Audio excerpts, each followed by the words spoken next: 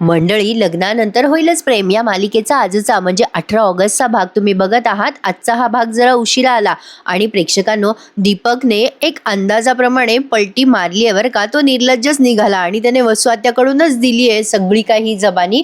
पण तो कसा पलटला ना, हे पाहण्यासारखं आहे आजच्या एपिसोडमध्ये. बघत राहा लग्नानंतर होईलच प्रेम. तर सुरुवातीपासून सांगते. आता हे मी तुम्हाला शेवटचा सीन सांगितला डायरेक्ट, की दीपकने कशी पलटी खाल्ली आहे. पण ती कशी खाल्ली ना, ते डिटेलमध्ये ऐका. सुरुवातीला बघा काय झालंय. तर बघा, आज काव्या आणि पाड दोघांनाही कळलंय की वसु आत्याने हे सगळं कांड केलंय. जीवा सांगतो की नंदिनीला वसु आत्याने किडनॅप केलं लग्नातनं. आता रम्याने नंदिनीला सांगितलंय की 24 तासाच्या आत पुरावा दे, नाही तर घर सोड. आता हे सगळं जीवा सांगतोय पार्थ आणि काव्याला. काव्या ते सगळं ऐकते आणि पुन्हा एकदा त्या वाईट आठवणी तिच्या जाग्या होतात आणि भूतकाळातल्या सगळ्या गोष्टी पुन्हा तिला आठवायला लागतात तिच्या लग्नातल्या. आणि आता ते सगळं आठवल्यावर तिला आणखीन त्रास व्हायला लागतो आणि ती आता ते आठवते आणि खूप चिडचिड करते आणि म्हणते त्या वसु आत्याने माझ्या ताईला लग्नातनं किडनॅप केलं होतं. आणि आता या लगेच तिला चक्कर वगैरे यायला लागते काव्याला. मग आता पार्थ आणि मानिनी ताई तिला सावरतात. जीवा पटकन पाणी आणून देतो. आता लगेच काव्या म्हणते खरंच खरंच हे सगळं वसु आत्यामुळे झालं. मानिनीताई म्हणतात काव्या बेटा सांभाळ स्वतःला. मग काव्या म्हणते मानिनी काकू, त्या दिवशी लग्नात तमाशा झाला. माझ्या ताईच्या कॅरेक्टरवर शिंतोडे उडवण्यात आले. माझ्या घरच्यांना मला मनस्ताप झाला. तो सगळा त्या वसु आत्यामुळे झाला. काव्याला या गोष्टीवर विश्वासच बसेना, म्हणजे विश्वास बसलाय पण तिला धक्का बसलाय असं दाखवलंय. मानिनीताई म्हणतात हे बघ बेटा काव्या, जोपर्यंत नंदिनी पुरावा आणत नाही तोवर आपण या गोष्टीवर विश्वास नाही बसू शकत. नाही म्हणजे नंदिनीने पुरावा आणल्यावर आपल्याला हे सगळं सिद्ध होईलच ना. मग आता काव्या म्हणते नाही, आता मी त्या वसु आत्याला सोडणार नाहीये. माझ्या नंदिनी ताईंनी सगळे पुरावे आणले ना, तर मी त्या वसु आत्याला सोडणार नाही. त्यांना मी माझ्या पद्धतीने धडा शिकवेल असं म्हणून काव्या खूप चिडलेली असते. मानिनीताई म्हणतात काव्या शांत हो बेटा. काव्या म्हणते कशी शांत होऊ मी काकू, कशी शांत होऊ. मानिनीताई म्हणतात काव्या तू जरा कळतोय मला, पण आता शांत हो प्लीज बेटा प्लीज. मग आता काव्या शांत होते. पण मानिनीताई म्हणतात हे बघ नंदिनी पुरावा घेऊन आली ना काव्या, तर मी तुला अडवणार नाही. तोपर्यंत स्वतःला त्रास करून घेऊ नकोस. नंदिनीला येऊ दे काव्या प्लीज. काव्या म्हणते ताई गेलीये कुठे? ताईला कळलंय ना हे सगळं, ती ठीक आहे ना? मला ताईची काळजी वाटते. कुठे आहे माझी ताई? अहो फोन लावा ना तिला. पाड फोन लावा ना ताईला. मग जीवा म्हणतो काव्या शांत हो प्लीज. नंदिनी पुरावेच आणायला गेलीये, उगाच पॅनिक नको होस, थांब जरा. तेवढ्यात जीवाला नंदिनीचा फोन येतो बरं का. आणि मग जीवा सांगतो हे घ्या नंदिनीचाच फोन आलाय. मग काव्या तो फोन घेते जीवाच्या हातातनं आणि म्हणते ताई तू कुठे आहेस? ताई तू बरी आहेस ना ग? तुझी खूप काळजी वाटते. काव्या रडायला लागते. तेव्हा तिकडनं नंदिनी म्हणते काव्या अगं रडतेस का? काय झालं? तू केव्हा आलीस घरी? मग काव्या म्हणते ताई अगं आम्ही आत्ता आलो मगाशीच. पण तू वसु आत्याच्या विरोधात पुरावा शोधायला गेली आहेस ना ताई? तुला पुरावा सापडला का काही? त्यावर नंदिनी म्हणते हो काव्या, मला पुरावा मिळालाय. आता नंदिनी खूपच कॉन्फिडंट दाखवली बरं का प्रेक्षकांनो. आणि आता पुढे नंदिनी म्हणते हा पुरावा वसु आत्याचा खोटेपणा सगळ्यांसमोर उघडा पाडणार आहे, हे मात्र खरं आहे. आता हे सगळं स्पीकरवर बोलते नंदिनी आणि काव्या दोघी एकमेकी. नंदिनी म्हणते काव्या तू आता शांत राहा.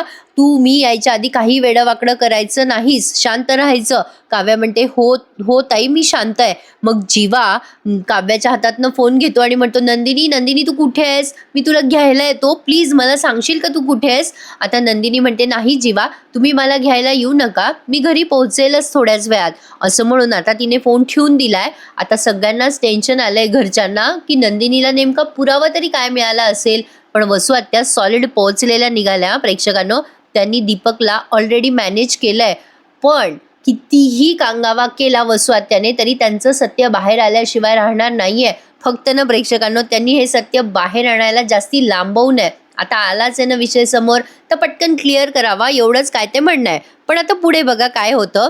वसु आत्या त्या विक्रमला पुन्हा मॅन्युप्युलेट करायला जातात. उगाचच त्या भावाचं डोकं खाऊ लागली बाबा ही बाई. लग्नाच्या दिवशी काय काय घडलं त्याची पुन्हा पुनरावृत्ती करत वसुआत्या त्यांच्या भावाला इमोशनल ब्लॅकमेल करायला लागतात. त्या म्हणतात, अरे विक्रम तुला काय सांगू रे बाबा, रडतात पडतात आणि म्हणतात या घराला न सुतक लागलंय रे विक्रम, या घरात इतके घाणेरडे आरोप माझ्यावरती कोणीच केले नाही रे एवढ्या आयुष्यात. मला सांग, अरे मला नंदिनीला किडनॅप करून काय मिळणार होतं? पार्थ माझा भाचा आहे रे, माझा भाचा आहे. नंदिनीशी त्याचं लग्न होणार होतं रे. मला मला मान्य आहे बाबा, हे लग्न होऊ नये म्हणून मी प्रयत्न करत होते. मला मान्य आहे विक्रम, त्याची कारणं माहिती नाही का रे तुला विक्रम? खरंच सांग, तेव्हा मी सगळं सांगत होते ना तुला. असं असलं तरी मी लग्नात सहभागी झाले ना, झाले का नाही आनंदाने सहभागी. आणि मीच नाही, माझी रम्या पण आली, तिने केक पण आणला होता रे दोघांसाठी. आता विक्रमला ते सगळं आठवतं बरं का, केक आणला वगैरे वगैरे.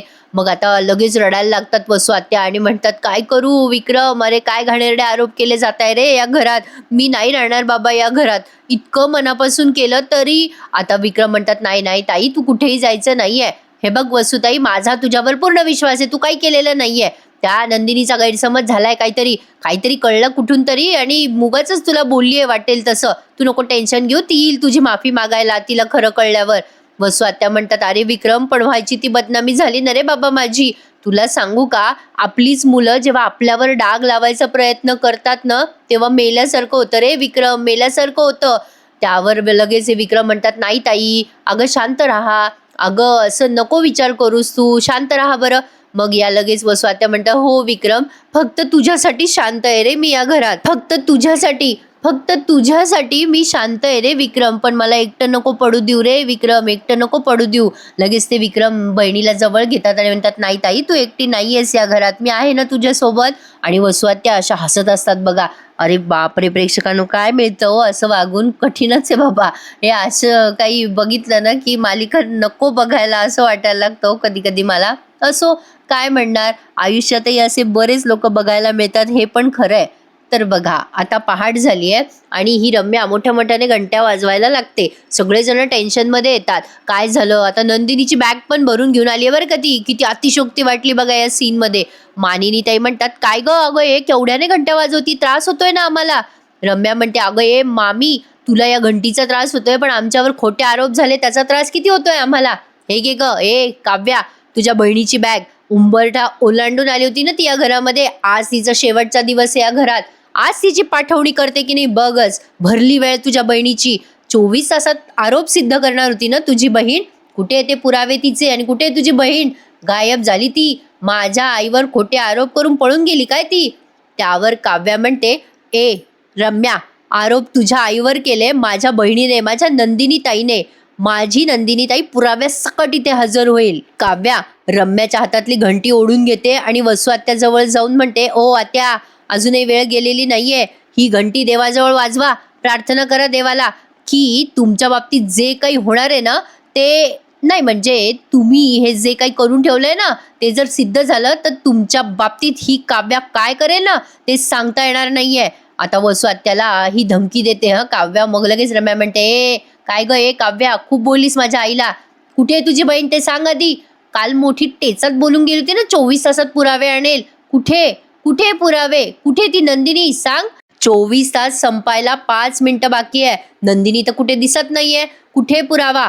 24 तास संपले, 5 मिनिटं राहिले, याचा अर्थ नंदिनीकडे पुरावा. आता ती पूर्ण वाक्य करणार रम्या, तेवढ्यात तिथे नंदिनी येते आणि म्हणते पुरावा आहे. आता मोठ्या घंट्या बिंट्या वाजवल्यावर का प्रेक्षकांनो, आता आपल्याला असं वाटेल आली नंदिनी दीपकला घेऊन, म्हणजे वसुआत्याचं सगळं काही एक्सपोज झालं. पण तसं काही झालेलं नाहीये, अर्धवट एक्सपोज होता होता राहिल्या त्या. काय झालं बघा, नेहमीप्रमाणे मालिकेत दाखवतात ना प्रेक्षकांनो, असं गळ्यापर्यंत आणतात आणि लगेच मागे सटकतात, म्हणजे सरकतात. तसंच दाखवलंय. नंदिनी म्हणते 24 तास संपायला अजून 5 मिनिटं कमी आहेत आणि माझा खरेपणा आणि या वसुआत्याचा खोटेपणा सिद्ध करायला सुद्धा 5 मिनिटं कमी आहेत. मी जो पुरावा आणला तो हाय आहे. आणि आता दीपकला सगळे बघतात आणि आश्चर्य व्यक्त करतात. जीवा म्हणतो, नंदिनी तू तू दीपकला घेऊन आलीस? दीपक आता जरा कानकोंडा झालेला दाखवलाय. जीवा म्हणतो, तुला कळतंय का नंदिनी, अगं तू दीपकला कशाला घेऊन आलीस? नंदिनी म्हणते, जीवा विश्वास ठेवा माझ्यावर, दीपकला पश्चाताप झालाय आणि तोच सगळं खरं सांगणार आहे. आता लगेच वसुआत्या अंजान मारतात, कोण आहे हा मुलगा नंदिनी? तू कोणाला घेऊन आलीयेस? लगेच दीपक म्हणतो, वसुंधरा मॅडम मला ओळखलं नाही का? अहो मी दीपक. अहो तुमचं वय झालं का विसर पडलाय तुम्हाला? दीपक म्हणत असतो, ओळखा हो वसु मला. तोच दीपक आहे ना मी, ज्याला तुम्ही सुपारी दिली होती नंदिनीला किडनॅप करायची. आता सगळेजण एकदम आश्चर्य व्यक्त करतात. नंदिनीला वाटतं आता वसु एक्सपोज झाल्याच. वसु काही कच्च्या खिलाडी नाहीयेत प्रेक्षकांनो. आता त्या काय करतात बघा. त्या म्हणतात, अरे बापरे ए पोरा, अरे काय बोलतोयस तू? अरे विक्रम हा काय बडबडतोय? माझा आणि या पोराचा काही संबंध नाहीये. विक्रम म्हणतात, थांब थांब ताई थांब, मी बोलतो जरा त्या पोराशी, थांब. विक्रम दीपकला म्हणतात, काय रे दीपक, माझ्या वसुताईने तुला का सुपारी दिली रे नंदिनीला किडनॅप करायची? लगेच दीपक म्हणतो, कारण माझं प्रेम होतं ना नंदिनीवर. त्यांनी मला ऑप्शन दिलं की नंदिनीला किडनॅप करायला मी तुझी मदत करेल. त्यांना कळलं होतं की माझं प्रेम नंदिनीवर आहे. तुझं नंदिनी सोबत मी लग्न लावून देईल आणि नंदिनी लग्न मंडपात नसली तर तिथे तमाशा होईल, त्यामुळे मी तुझी मदत करेल असं त्या मला म्हणाल्या होत्या.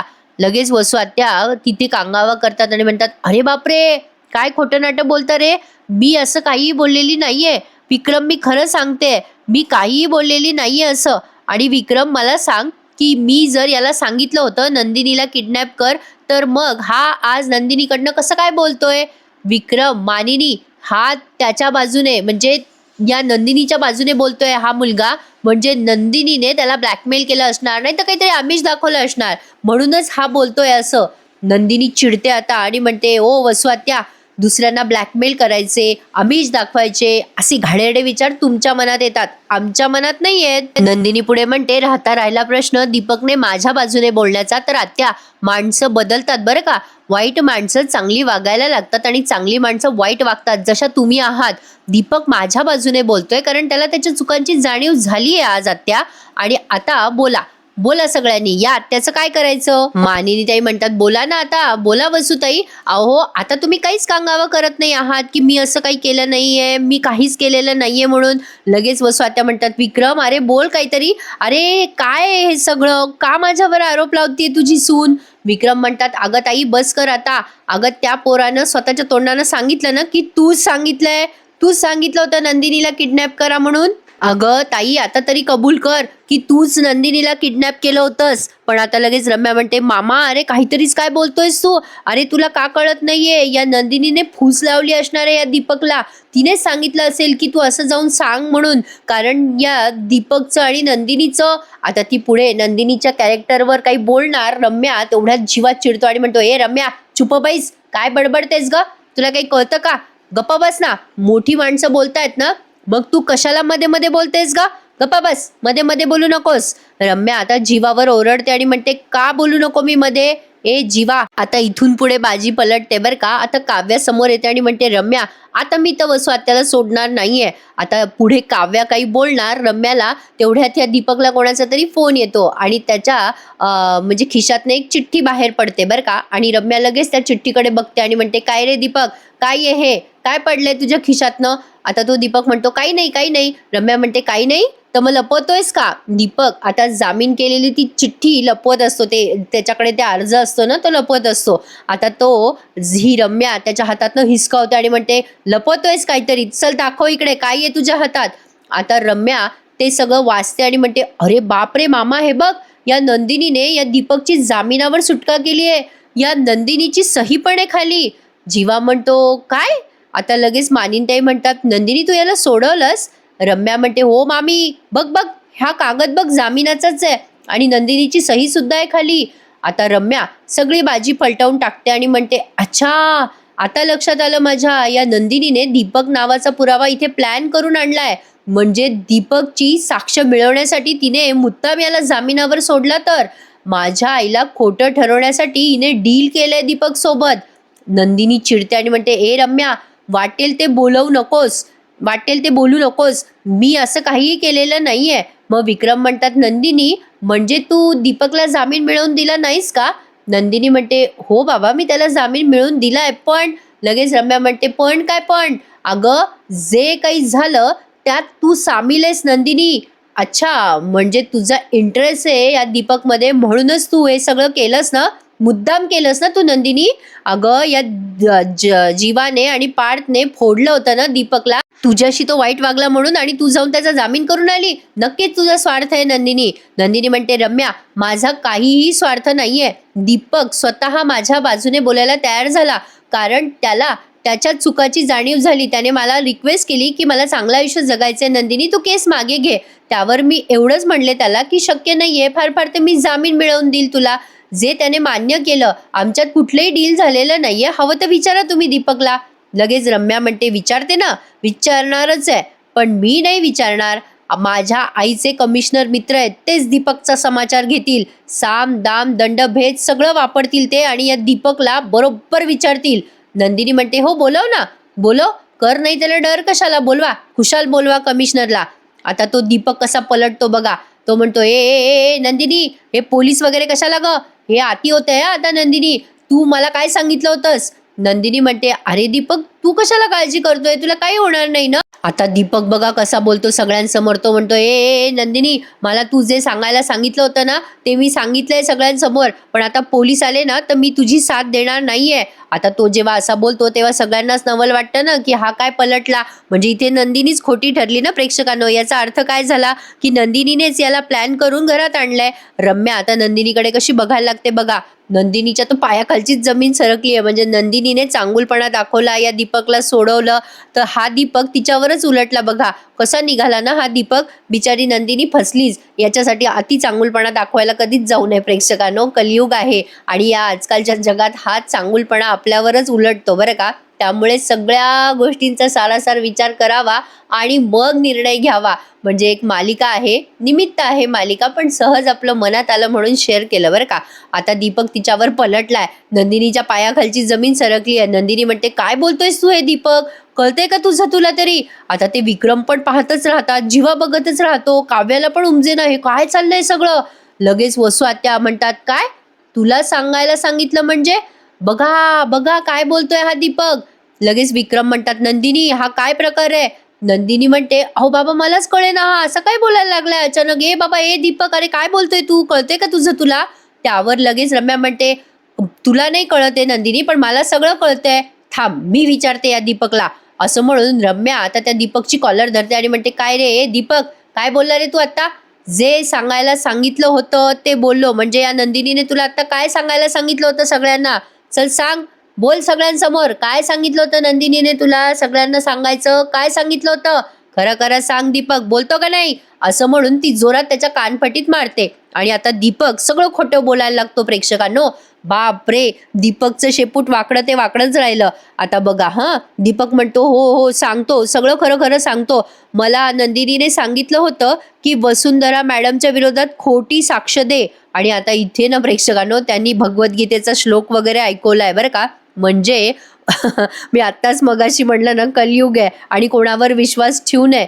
आता दीपक पुढे म्हणतो मी साक्ष दिली वसुंधरा मॅडमच्या विरुद्ध तर ती मला जेलमधनं सोडवेल अशी तिने डील केली होती माझ्यासोबत. अरे बापरे, आता सगळेजण बघतच राहतात. म्हणजे अगदी विदिन अ सेकंड ही नंदिनी किती वाईट ठरली बघा ना सगळ्यांसमोर. त्याचा अर्थ वसू आत्या किती पोचलेल्या आहेत बघा. आता हे एवढं सोपं राहिलेलं नाहीये. वसू आत्याला गिल्टी फील करणं, त्यांना गुन्हेगार सिद्ध करणं नंदिनीसाठी फार मोठी अग्निपरीक्षा ठरणार आहे. आता हा एपिसोड त्यांनी संपवला इथे प्रेक्षकांनो. पुढच्या भागात आपण बघतोय विक्रमचा विश्वासघात झाल्यामुळे ते नंदिनीला खूप बोलतात आणि म्हणतात नंदिनी तू माझा विश्वासघात केला, मला लाज वाटते तुला सून म्हणायची. मग नंदिनी त्या दीपक समोर जाते आणि म्हणते काय रे बाबा दीपक, अरे काय बोलतोयस तू हे सगळ्यांसमोर, का खोटं नाटक बोलतोयस दीपक तू सगळ्यांसमोर. मग दीपक सगळ्यांसमोर नंदिनीच्या कॅरेक्टरवर येतो बरं का आणि म्हणतो नंदिनी तूच म्हणली होतीस मला वसुंधराबद्दल खोटं बोल, नाही तुला माझ्याबद्दल काहीतरी वाटतं म्हणूनच तू मला सोडवलंस ना जेलमधनं. नंदिनी आता त्याच्या कानशिलात लगावते आणि म्हणते बस कर दीपक बस कर. आता प्रेक्षकांनो काव्य आणि पार्थने जो चांगुलपणा दाखवलाय त्या दीपक सोबत जो मित्र होता त्या दिवशी किडनॅपिंग मध्ये सामील, तो मित्र येऊन इथे खरं खोटं करेल अशी आपल्या सगळ्यांनाच आता वाटायला लागलंय ना, कारण तो सीन त्यांनी त्यासाठीच दाखवला होता. बघूयात आता ते फक्त केव्हा रिव्हील करतायत. बिचारी नंदिनी चांगलीच तोंडावर पडली हो विनाकारण, काहीही दोष नसताना. बघूयात आता तो जो मुलगा आहे तो कधी येतो आणि नंदिनीकडनं साक्ष देतो बघणं इंटरेस्टिंग ठरणार आहे. मंडळी, आवडला ना आजचा रिव्ह्यू? मग चॅनलला लाईक करा, शेअर करा आणि सबस्क्राईब करायला विसरू नका. काल आपल्या TTMच्या पूर्णाजी या देवाघरी गेल्या. काल कशातच मन लागत नव्हतं प्रेक्षकांनो, त्यामुळे कालचा रिव्ह्यू दिला नाही मी. तुम्हीच सांगा मंडळी, कसं बरं लक्ष लागणार? किती वाईट बातमी होती ही. ज्योती चांदेकर म्हणजेच आपल्या लाडक्या पूर्णाजी यांना भावपूर्ण श्रद्धांजली आपल्या चॅनलकडनं. तर प्रेक्षकांनो, शो मस्ट गो ऑन म्हणतात तसं काहीतरी. पुढे सगळं सुरूच राहणार, पण पूर्णाजीची कमतरता आपल्याला कायम भासत राहणार शोमध्ये. पूर्णाजीची कमतरता आपल्याला नेहमीच शोमध्ये भासणार. त्यांची जागा दुसरं कोणी घेऊ शकत नाही, हे तितकंच खरं आहे. त्या कायम आपल्या मनामध्ये आठवणीत राहतील. तर असो प्रेक्षकांनो, शो मस्ट गो ऑन म्हणतात तसं काहीतरी. आता लग्नानंतर मध्ये काय होईल ते पुढे बघूयात. आजचा रिव्ह्यू आवडल्यास चॅनलला लाईक, शेअर आणि सबस्क्राईब नक्की करा. भेटूयात उद्या पुन्हा एकदा. तोपर्यंत टेक केअर प्रेक्षकांनो. धन्यवाद.